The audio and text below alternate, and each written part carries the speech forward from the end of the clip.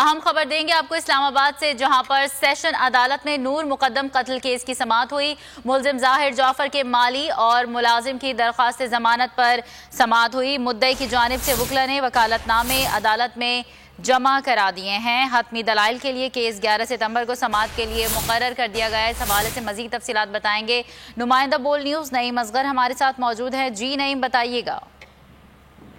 جی بالکل، یہ نور مقدم قتل کیس ہے جس میں مرکزی ملزم ظاہر مالی جان محمد اور ملازم جو جمیل ہیں جو گرفتار ہیں، ان کی درخواست تھی اور اس کی سماعت ایڈیشنل سیشن جج محمد سہیل نے کی ہے، اور اب سماعت پر اس کی مزید سماعت 11 ستمبر تک ملتوی کر دی گئی ہے۔